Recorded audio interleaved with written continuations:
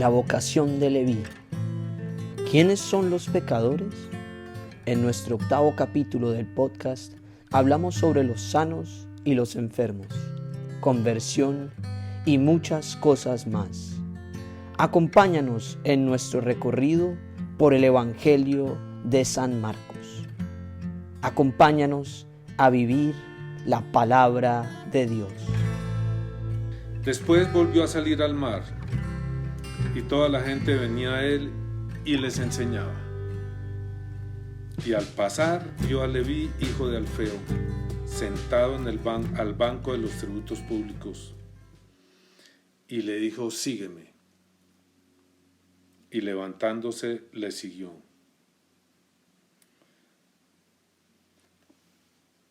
Este es uno de esos pasajes en la Biblia que lo narran con tanta sencillez, y sobre todo Marcos, ¿no? Como que aquí no pasa nada, como cualquier cosa, ¿verdad? Pero si uno lo mira en detalle, está lleno de contenido, lleno de emociones, lleno de problemáticas internas. No sé si ustedes alcanzan a pensar lo que puede haber implicado para Leví, hijo de Alfeo,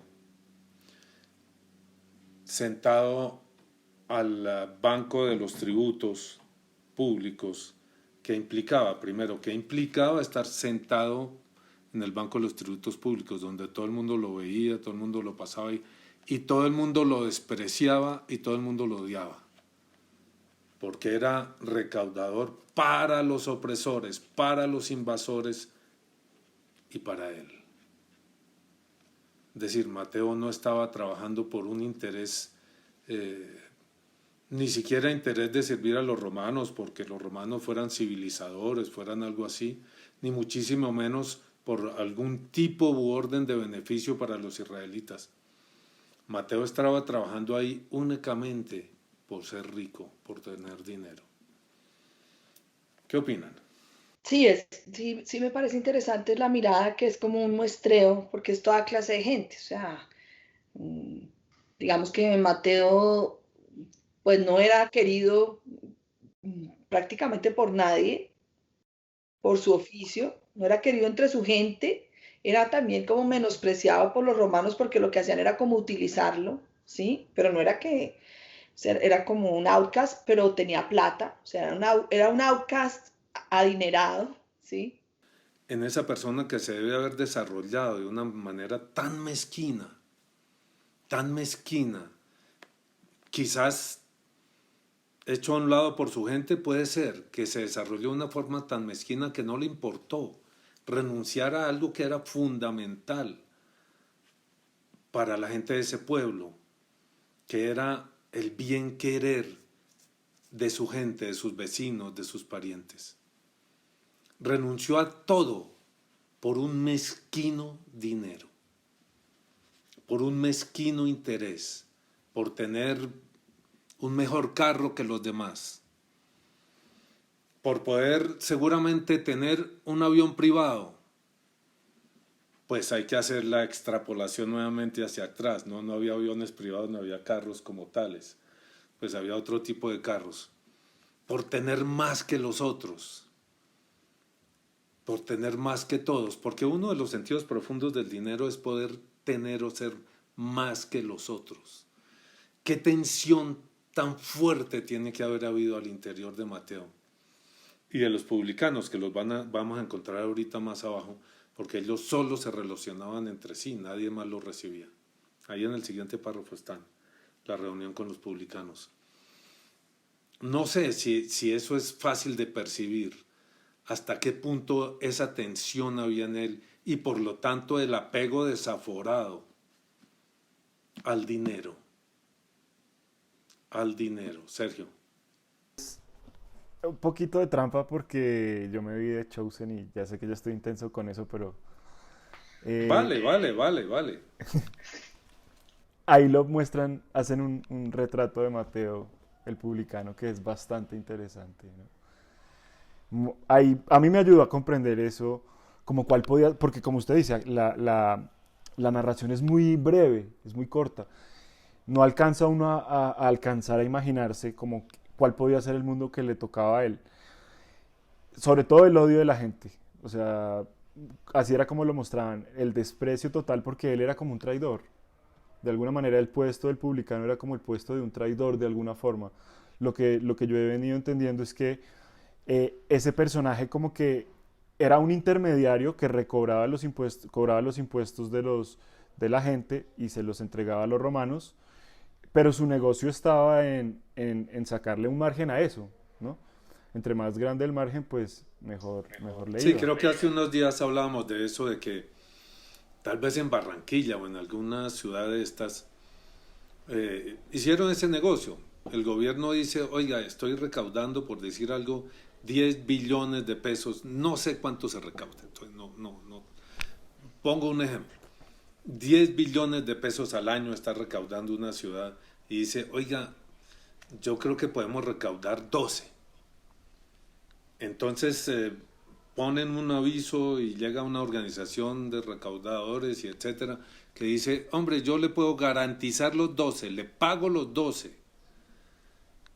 pero usted no me pregunta cuánto recaudo yo de verdad. Yo recaudo 15, yo recaudo 20, eso es problema mío. Usted me presta los servicios del Estado, me presta los jueces para embargar, me presta la policía, lo que sea necesario. Y yo le doy los 12 y el resto es para mí. Es ese tipo de negocio. Pero, en este caso, por lo menos el negocio es con los mismos del país. O sea, el Estado se supone que está haciendo carreteras y cosas. En este otro caso, una parte muy grande de lo que los romanos recaudaban por el mundo era, por una parte, a sostener a los romanos en Roma, que eran los únicos que tenían ese derecho. Eran prácticamente sostenidos sin trabajar los romanos de Roma, ¿sí? Prácticamente tenían una cantidad de gabelas y de derechos solo por ser romanos, y los ejércitos por todo el mundo conquistando nuevos mundos para beneficio de los romanos, no beneficio de los mundos que conquistaban. Entonces el personaje es bien sórdido. A mí no me gustó mucho de Chosen. Me parece que lo presentan demasiado joven, como un poco ingenuo. Me parece que el carácter de un personaje de estos debería ser un carácter más duro, más amargo, más lleno de rabia, ¿no? Es lo que yo siento si me meto en la piel de Mateo. Estos desgraciados les voy a dar con todo. Aquí Pero lo eso pintaban, sí ya es personal, ¿no? ¿Ah? lo pintaban que tenía como ese síndrome de Asperger, algo así lo pintaban como, como todo loquillo. Él era bastante bien consciente de lo que estaba haciendo y de los beneficios que obtenía. Y tampoco estoy tan seguro que los romanos lo despreciaran tanto. Yo creo que los romanos, era un agente romano de alguna manera vendido, pero era un agente que les producía un beneficio. Además, usted sabe, Sergio, es decir, no solo les producía un beneficio, sino que les ayudaba a justificar su presencia. Miren, los judíos no nos odian tanto. Este nos quiere, aquel nos quiere, aquel nos quiere. Tenían diferentes gentes que les corrían. Era más un poquito como los jefes franceses durante la ocupación alemana. ¿Sí? Que en realidad estaban trabajando para los alemanes, pero disfrazados de otras cosas.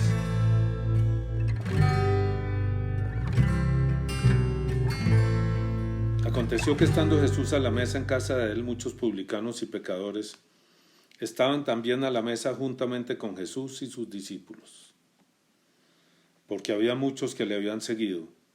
Y los escribas y los fariseos, viéndole comer con los publicanos y con los pecadores, dijeron a los discípulos: ¿qué es esto que él come y bebe con los publicanos y pecadores?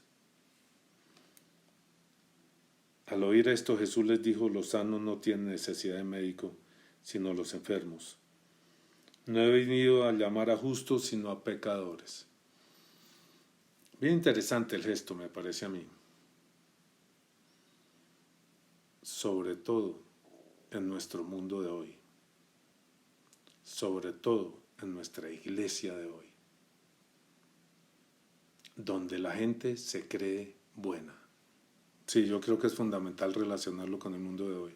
Por una parte estaba lo que pienso que María Paula quería decir, y es que de todas maneras ese momento reflejados en una frase, y levantándose le siguió.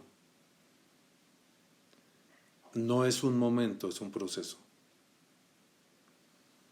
En términos generales es un proceso. Claro, si Marcos fuera a tratar de expresar las luchas internas de Mateo, todo lo que implicaba que su mamá, que su esposa, la pelea con la señora que le va a decir nos va a dejar en la calle, de que vamos a vivir, bueno, todo lo que eso implica, y a quién le entrego el dinero y todo, pues no acabaría nunca. Entonces lo resume en una frase, y levantándose le siguió. Y yo creo que levantándose va también más allá de que estaba sentado en un banco. Estaba sentado en la vida, estaba cómodo, ya había logrado lo que quería y nada más le interesaba. Tenía amigos, aparte de ese mundo, del mundo de su infancia, de su gente, pero tenía amigos, tenía un mundo con que disfrutar. Estaba cómodo, en el fondo estaba cómodo. Y levantándose quiere decir tuvo que desacomodarse y emprender un camino distinto. Cuando Mateo finalmente decida irse con ellos, no lo van a recibir con su carro más elegante que el de los demás, no creo. Allá le toca compartir lo que tienen todos y para todos. Entonces, me parece que eso es importante. Y luego viene el hecho central de ese siguiente pasaje, que me parece que es que los sanos no tienen necesidad de médico. Y me parece que a la iglesia eso se le olvidó.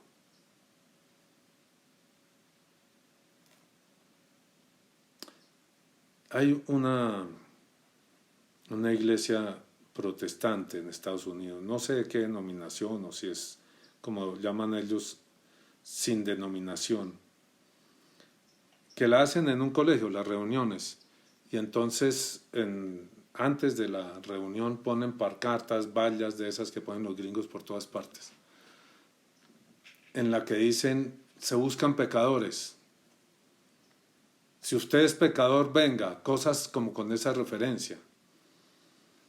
Y nosotros pues que nos sentíamos, y pues nos sentimos un poco así, pecadores, pues va uno más tranquilo. ¿Sí? Va uno más tranquilo. Aquí no me van a señalar, aquí no me van a sacar, aquí me van a recibir. Esa es una sensación que yo creo que es la que va a marcar aquí Jesús. Y que yo creo que la iglesia, por lo menos la iglesia nuestra, la iglesia colombiana o la iglesia bogotana, la ha olvidado. La iglesia es para los santos, para los buenos, no para los pecadores.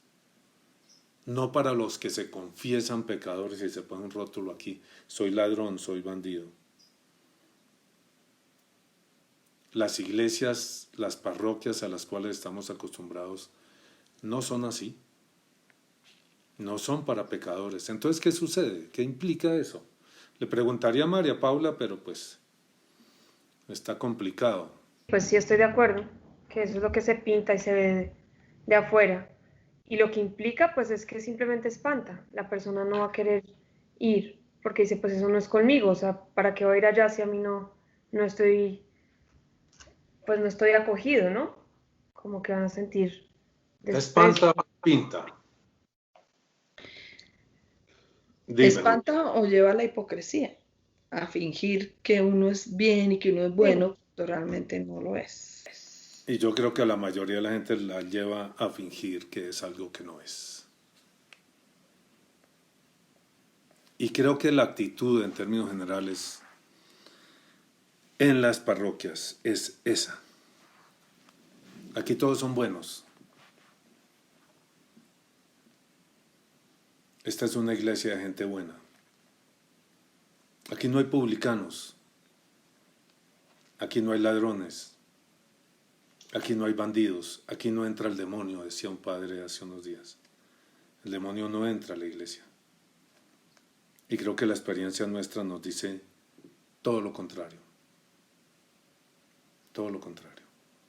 Empezando porque, como sabemos, iglesia en Colombia es 97% de la población. Entonces, si la iglesia es buena, ¿de dónde salieron los malos? ¿El 3%? ¿Ese 3% que no es iglesia, esos son los malos? No, no nos digamos mentiras, los ladrones, los corruptos, los políticos bandidos, los de las empresas que pues, explotan en demasía a la gente y etcétera, todos esos son católicos. Todo el mundo es católico aquí. Los liberales y los conservadores, hoy en día ya no se habla de eso, porque entre esos decían que el único sitio donde se encontraban era en misa el domingo, liberales y conservadores. Hoy en día serían uribistas y petristas, o serían izquierdistas y derechistas, se encuentran en misa.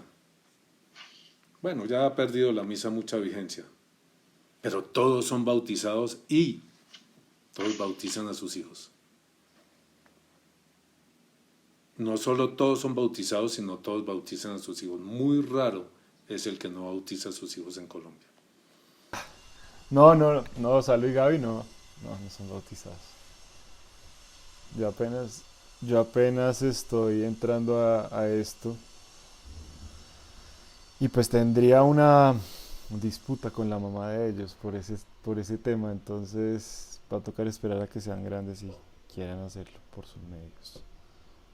Sí, en ese caso, lo que pasa es que como la mamá de ellos es mi hija, tiene una siembra. Quiero aclararla, si esto va a podcast a publicarse, quiero aclarar de dónde viene la siembra.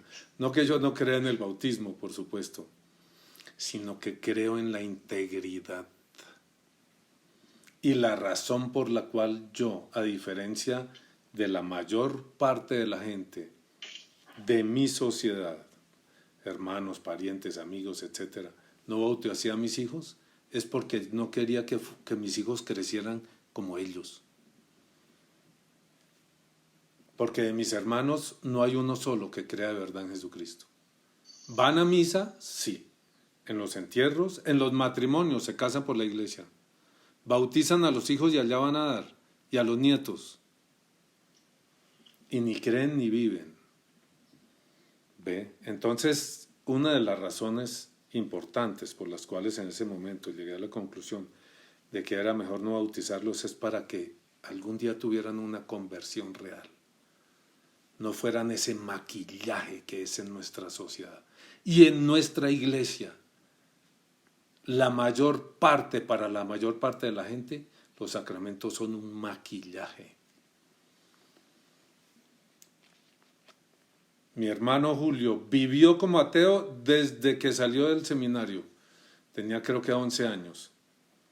Entró al seminario creyendo. Ese le pasó como a los hermanos Pizarro León Gómez, que entraron a la Javeriana como católicos y conservadores y salieron 2 o 3 años después para el monte, para la guerrilla, como marxistas y ateos. Claro. Guerrilleros ateos, y ahí pues vivieron su aventura de vida.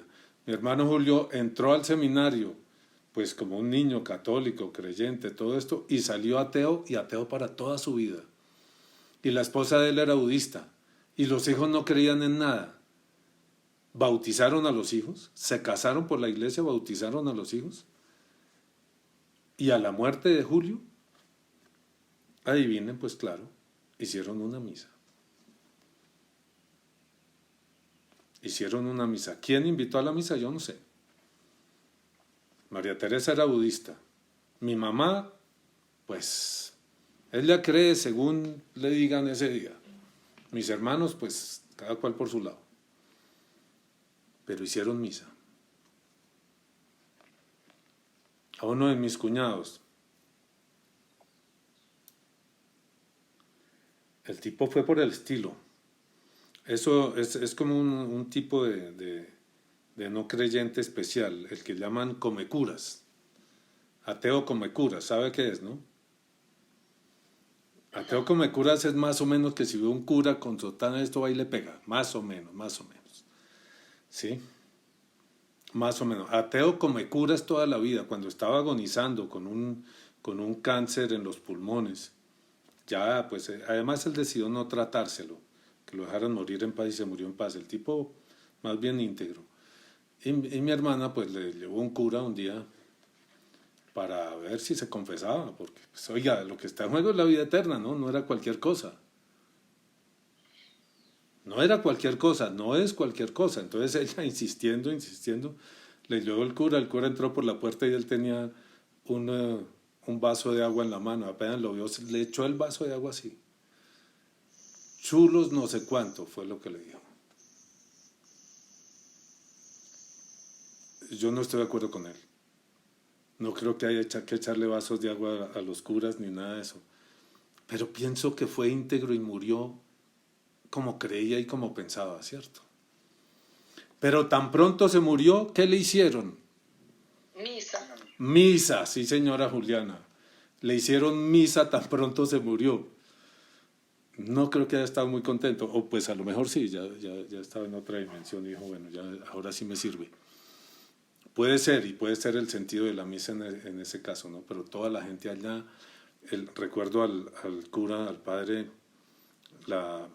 yo no fui a la misa, yo fui después a como una celebración, 8 días después o algo así. Y hablando de la fe de este hombre, de un hombre de familia, de un hombre consagrado a Dios, de un hombre, a mí me daba la risa, oiga. El cura no tenía ni idea, ni siquiera le había pasado un papelito que dijera, mire, este es un señor así, así, así. No, él debía tenerlo el de siempre, debía hacerlo 5 veces ese día, 7 veces, ahí en el cementerio, en el que queda por el lado de arriba de la Inmaculada, el de arriba, ¿sí? Y yo era que a mí me hervía la sangre, pero bueno, a mí me hierve la sangre con todo. Pero ya que le decía, ¿usted qué está hablando? Usted nunca conoció a este señor. ¿Usted por qué dice cosas que no son ciertas? Eso no está bien, porque están mintiendo. Y esa es nuestra sociedad. Si decimos que esa es nuestra sociedad, decimos que esa es nuestra iglesia. No, esperemos que nosotros no seamos así, que por lo menos seamos íntegros en nuestra conducta. Si no buenos, mire, podemos no ser buenos porque es que no lo somos, ¿verdad? Juliana se pone brava conmigo, yo me pongo bravo con Juliana, etc. Yo regaño a Pala me mira feo y etcétera. Podemos no ser buenos. Seamos íntegros, mostremos lo que somos. Mostremos lo que somos. Y eso estaban haciendo estos señores ese día en que invitan a Jesús. Ellos no escondieron el dinero, no escondieron las cosas. Lo invitaron ahí, a la casa del publicano, con sus amigos publicanos. Invite a sus amigos, Señor, que son pecadores, que son de lo peor. Porque generalmente el que tiene plata y plata mala vida, no se la gasta a lo bien, ¿verdad? Pues por lo menos en las películas muestran así, ¿no? Esas rumbas de ellos y esa cosa, ¿no? Somos nosotros, es nuestra vida, es nuestra realidad, es nuestra sociedad, es nuestra iglesia. Así es nuestra iglesia. Nuestra iglesia pretende estar llena de Santiagos y Juanes, o de Juanes si quieren, y está llena de Mateos. De Mateos, ¿para qué nos decimos mentiras? Esa es la verdad. Mateos antes de la conversión. Oigan, Sergio, usted dice, pues yo no sé, pues es que usted lleva 2 años de iglesia. Yo nací en la iglesia. Yo crecí en la iglesia. A mí me bautizaron a los 3 meses de edad. Hice la primera comunión y la confirmación a los 7 años, 7, 8 años. En un mundo de una crueldad y una sevicia entre los niños en un colegio, mejor dicho. ¿Sí? ¿Dónde se corrompe un niño? En el colegio. ¿Cuándo? Mientras hace la primera comunión, porque yo solo estuve en ese colegio 1 año. No voy a decir el nombre para no hablar mal. Sí, solo estuve 1 año. Y aprendí cualquier cantidad de males, mientras me preparaba para la primera comunión. E hicimos la primera comunión prácticamente todos los del curso. Yo no creo que nadie se haya quedado por fuera de hacer la primera comunión. Eso no se podía. Usted no va a hacer la primera comunión. ¿Y por qué? No, todo, excepto alguno que lo hubiera hecho el año anterior. Los demás, todos hicimos la primera comunión. Y hay que ver cómo era la vida en ese colegio, en ese curso. Es nuestra sociedad, es nuestra iglesia.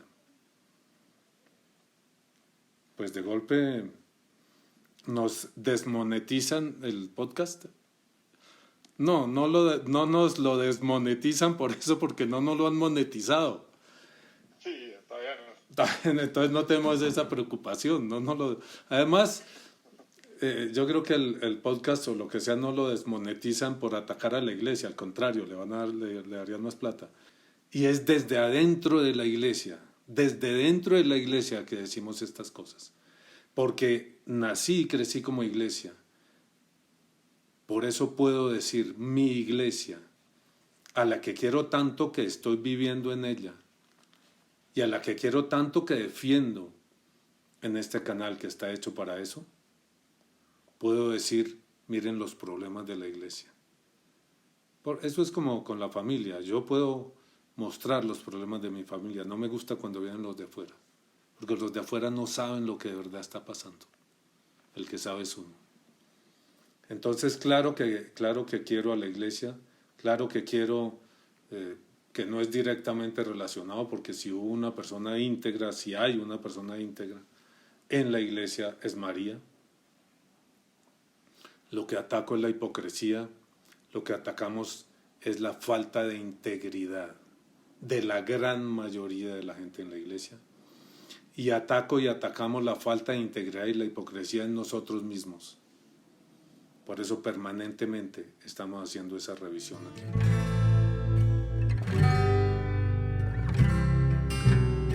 Entonces, al oír esto, Jesús les dijo, los sanos no tienen necesidad de médicos, sino los enfermos. ¿Y entonces qué va a pasar con los sanos? ¿Qué pasa con los sanos? Juli, usted que es psicóloga y tiene todo ese aprestamiento, ¿qué pasa con los sanos? Realmente no hay sanos. O sea, todo el mundo es enfermo en mayor o menor grado, pero todo el mundo es enfermo. Y hablando en términos de ellos, solo Dios es bueno. Simplemente no hay. Pues. Ok. No hay, pero sí hay. Sí, no hay, pero sí hay. Sí, estaba pensando en los santos. Pues hay gente que va desarrollando las virtudes y va creciendo en eso. Pero no es la mayoría de la gente, no es el común de la gente. ¿Los santos eran pecadores? Pues. Sí, pues yo pienso que ahí lo que también está diciendo es más, o sea, yo vengo por los pecadores, y en realidad el que lo va a buscar es el que se siente pecador. Los que se sienten buenos no es que sean buenos, simplemente no lo van a buscar porque sienten que ellos no necesitan. Tal vez no han logrado verse el corazón, Pala. Los que se sienten buenos no han logrado verse el corazón. El que se ve el corazón, se le gastan las rodillas y los ojos de pedir perdón y de llorar sus males, los males que ha hecho, los males que se hizo a sí mismo, los dolores que ha causado a los demás y a sí mismo y a sí mismos. Pero entonces mi pregunta es, ¿qué pasa? Sergio, a ver si usted me contesta. ¿Qué pasa con los sanos? Porque el Señor dice, no he venido a llamar a justos, sino a pecadores. Ok, ¿qué pasa con los justos? Según eso, habría justos y pecadores. ¿Qué pasa con los justos? Sí, de acuerdo, bueno, o sea, un comentario primero. Yo creo que ahí él sí estaba haciendo un sarcasmo. O sea, sí estaba utilizando el sarcasmo porque él sabía quiénes eran estos tipos de los fariseos y los escribas. O sea, él sabe que ellos efectivamente no son sanos, pero se creen sanos. Entonces yo creo que les estaba mandando una puya. Pero, aparte de eso... Se supone, Sergio, que uno no debe usar el sarcasmo y la ironía. Pero si hay uno sarcástico, era Jesús. Sí. De Jesús eso es permanente, el sarcasmo es permanente. Sí, porque con el sarcasmo no lo podían acusar directamente. Hacia el final ya se vuelve cada vez más de frente porque ya está buscando que lo crucifiquen. Pero mientras tanto, ¿yo qué dije? A mí que me esculquen, ¿yo qué dije? Ok, esa es una. Claro que él sabía que... Exacto, o sea, yo creo que eso sí era así. Pero aparte de eso, los justos. Pues Yo sí creo que es posible, es decir, que existen, digamos, aparte de ese mundo. ¿Cómo los identifica uno? Es la gente que está yendo a contar el cuento y a decir el mensaje. Los que han sentido, los que han tenido una experiencia real, un, un llamado. O sea, que si eso existe, sí es. Sí, existen los conversos, yo diría, Sí, de acuerdo. más que los justos.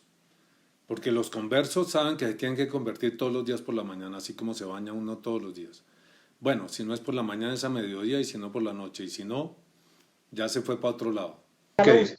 Pero yo quiero decir una cosa, o sea, existen como, para hablar en un término, los rehabilitados.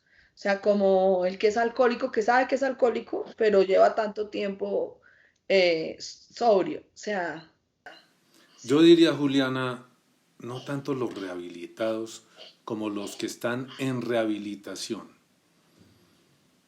Mira, una cosa que saben los alcohólicos es que no es más que decir, yo ya no soy alcohólico para que se resbale a beber. ¿Sí? Yo soy pecador, porque es que la condición de pecador es la condición humana después del pecado original. De ahí en adelante todos somos pecadores. Esa es nuestra condición, como decir, soy hombre, soy pecador. Si no fuera pecador, estaría en el cielo. Puedo acercarme al cielo, como decíamos hace unos días, voy siendo vivificado. Me van vivificando, primero un dedito, después una patica, después una rodillita, después la naricita, los ojitos, el corazoncito, que es de lo más difícil de vivificar, de a poquitos.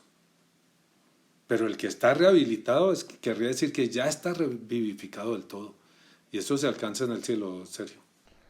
A mí, una de las cosas que me ayudó a tener la posibilidad de entrar acá viniendo del ateísmo fue precisamente eso, ver, por ejemplo, que San Agustín, que es uno de los grandes y que uno cuando está en el ateísmo, pues uno escucha que hay un tipo que se llama San Agustín y hay un resto de colegios que es el colegio agustiniano y no sé qué.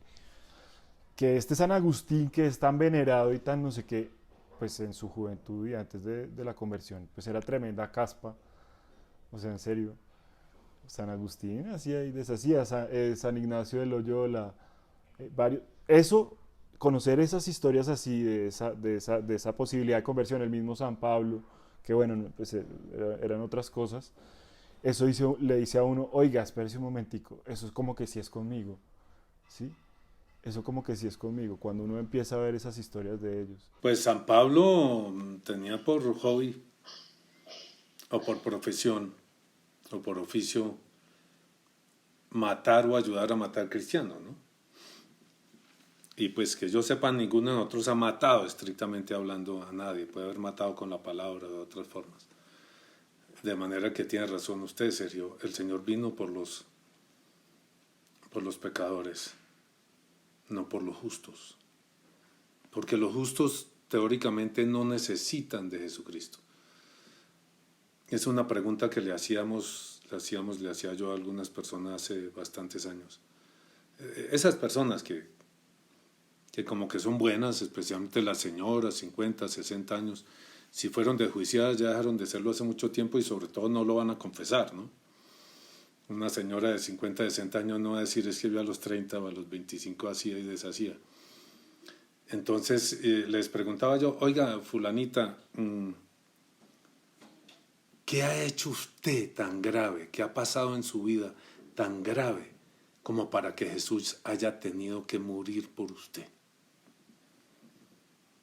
¿Qué ha pasado en su vida tan complicado que mereciera su muerte? Porque eso es lo que nos dice la muerte de Jesús en la cruz.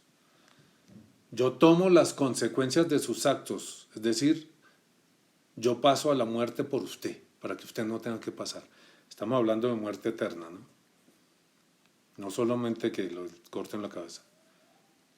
Él lo asume por mí. ¿Usted qué ha hecho tan grave? Y la mayoría decían, no, pues puesto así, nada. No, yo no he hecho nada grave. No he matado a nadie. Muchas de las señoras pueden llevar de los 10 mandamientos y no encuentran. Son juiciosas con los papás. Bueno, mienten porque todo el mundo miente, pero eso es otra cosa. Robar, pues depende de lo que se entienda por robar. Nunca han llevado un revólver a un banco.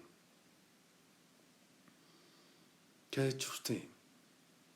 ¿Qué ha hecho la gran mayoría de la gente tan grave que mereciera que Jesús muriera por ellos? Ah, no, pues Adán y Eva y él murió por ellos y entonces, sí. No, usted. Eso es difícil para todo el mundo, ¿verdad? Usted personalmente, ¿qué hizo tan grave como para que el Señor tuviera que morir por usted, por sus pecados? Yo tengo una listica, más o menos grande. Esa pues a mí me Mía. parece que sí es importante, porque a mí también me cuesta ver, o sea, qué cosas uno ha hecho que merezca la muerte de Jesús, o de qué cosas, pues yo también la he visto como de qué cosas sí, Él me ha salvado. No logra dimensionarlo, o sea, no sé qué puede hacer uno para empezar a descubrir eso y sentir como tener esa conciencia, no decirlo por decirlo, ay sí, porque yo hice esto, entonces mereció la muerte, pero realmente sentirlo y decir, es que en serio es tan grave, que mereció que Jesús diera la vida por mí. Y sin embargo, Pala, diría yo que es la única manera de que uno pueda realmente mostrar lo que lleva en el corazón. Es tener esa certeza al lado de uno. No me importa lo que usted haya hecho, no me importa lo que haya pensado. Yo morí por eso. En estos días escribiendo y repasando libros que hoy en día me cuesta mucho trabajo. Me costaría mucho trabajo escribirlos al repasarlos. Veo o me aparece una cantidad, pero cantidad muy grande, de cosas profundamente feas que yo he hecho en mi vida. Y no 2 o 3, miles.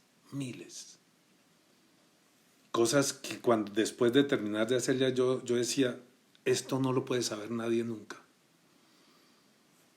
Me condené a mí mismo a la soledad, porque esto a nadie se lo voy a poder contar. No hay manera de que nadie sepa esto jamás. No lo voy a contar aquí en público porque me da pena, pero con los años, con ese proceso de que hablamos y con esa conciencia, hombre, Jesús murió por eso que usted hizo. Jesús murió por ese día que usted estaba haciendo eso y que sintió, esto no se lo voy a poder contar a nadie, me quedé absolutamente solo. Con esa conciencia de esa realidad, Jesús murió en la cruz por usted y por sus pecados. He tenido el valor de expresarlo, de contarlo. Claro, un libro implica contárselo al mundo entero y en detalle. Es un poquito complejo, ¿verdad? Que tal vez no es necesario. Pero sí, en un momento a uno le toca ir más allá de la confesión si quiere estar libre. Le toca ir más allá de la confesión. Esta es mi realidad. Hay un libro de un poeta, no sé si lo conocen, líbano-estadounidense, líbano-gringo, de Gibran, Jalil Gibran. ¿Sí lo conocen? Es muy conocido, es popular, es el autor del Profeta, El Loco, tus hijos no son tus hijos, son los hijos de la vida, y etc. Y escribe una pequeña novela que se llama Las alas rotas. Es una historia de amor y bueno, no voy a contarles la historia de amor porque no es el momento. Pero me marcó profundamente el final, la última frase. Nunca escondas tus alas rotas. Nunca escondas lo que eres. porque es sobre lo que eres que el Señor construye. Y es sobre lo que tú eres que puedes construir tu vida, una vida verdadera y no una vida hipócrita. Y si lo que tienes son huesos rotos y alas rotas, construye sobre eso. No escondas lo que eres. Yo creo que eso para mí es un mensaje fundamental de esta lectura de hoy. No esconder lo que uno es. Sí, nosotros hemos vivido la vida de una forma más pública que la mayoría de la gente, porque en un momento dado decidimos no esconder ni lo que pensábamos, ni lo que sentíamos, ni lo que éramos. Y hemos vivido así, y yo creo que es la única forma en que vale la pena vivir. El resto es hipocresía.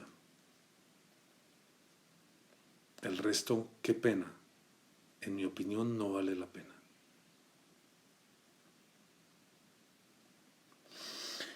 ¿Qué opinan? Ya con esto terminamos, quedan unos minutos. Pues yo no había extraído ese mensaje de esta lectura, pero pues sí, yo creo que en últimas es eso, claro. Eso es lo que es sentarse Jesús en la mesa con los pecadores y con... es eso. Es mostrar quién puede venir y comulgar con eso y sanarlo. Y hay otra cosa, miren, cuando ocurre eso, y era la experiencia mía de la primera época de conversión, del año 75, en el momento en que la gente comprendía que Jesús había muerto por todo lo que habían hecho, y que no era ni siquiera necesario que lo dijeran, porque Jesús no le está diciendo a uno, por no, venga, cuénteme lo que hizo, él sabía todo. ¿Sabe qué ocurre? ¿Qué ocurría en esos grupos, en esos momentos? ¿Y qué ocurre cuando uno lo hace a profundidad, cuando comprende a profundidad que Cristo murió por uno? Que esas confesiones se vuelven borbotones. La gente empieza a hablar, ya, mire, yo hice esto y esto y esto. Toca uno, oiga, ¿sabe qué? No más, o por lo menos no más detalles, ¿sí? Porque hay detalles tremendamente escabrosos en los hechos y en los actos de la persona. Hay detalles tremendamente escabrosos. Si hay algo para lo cual el hombre tiene imaginación, es para el mal. Tremendamente escabrosos, como tantas películas que parecen confesiones de esas, de lo más profundo y de lo más sórdido del corazón humano. Y uno dice, uy, yo no quiero ver eso, ¿por qué? Porque en el fondo es un reflejo de lo que yo o he hecho o llevo dentro. Pero se vuelven borbotones la gente sacando eso. Quiero salir, quiero deshacerme de esto, quiero ser libre, quiero ser otro, quiero volver a ser, quiero ser limpio, quiero que me cambien el corazón. Y eso no lo vemos en nuestra iglesia, o lo vemos muy poco, ese borbotón. No nos digamos mentiras, levantemos el velo. Eso no lo vemos en nuestra iglesia. Vemos gente profundamente bondadosa con sus manitas cruzadas en el centro de la iglesia. Yo no sé por qué siempre es en el centro de la iglesia, que se quedan toda la misa de rodillas o 3/4 partes, lo cual es bien pesado. De hecho, yo ya no puedo ni arrodillarme, mis rodillas no dan ni para eso, mucho menos para quedarme 45 minutos, o si es como el padre, no digo el nombre porque la vez pasada lo dije y me regañaron, 1:30, ¿sí? Pero siempre hay gente que está en el centro de la iglesia, se anda al frente y en el centro. Al frente y en el centro. Recuerden que en la parábola del publicano y el fariseo, el publicano llegó a pedir perdón, pero no era en el centro ni al frente. Era atrás y a un lado, donde no lo vieran. Porque él sabía que todos sabían quién era él. Y el fariseo en primera fila sacaba pecho. ¿Y quién salió justificado? El de la primera fila que pasó los 45 minutos de rodilla, 1:30 según nuestro otro párroco. ¿Quién salió justificado? O el que se deshizo en lágrimas en un rincón porque no sabía además. Sabía que la estaba embarrando, pero no sabía cómo salir de ahí. que esa es la situación de muchos de nosotros. ¿Cuántas veces no supo uno con tanta fuerza como eso que les he descrito? Nadie va a poder saber esto. Quedé atrapado aquí. Soy el más miserable de los seres. Y el Señor me rescató. Y me sigue rescatando. No es que yo ya esté rescatado. Pues claro que yo sigo embarrado. El Señor me sigue rescatando. ¿Verdad? Ok, Juli, Pala.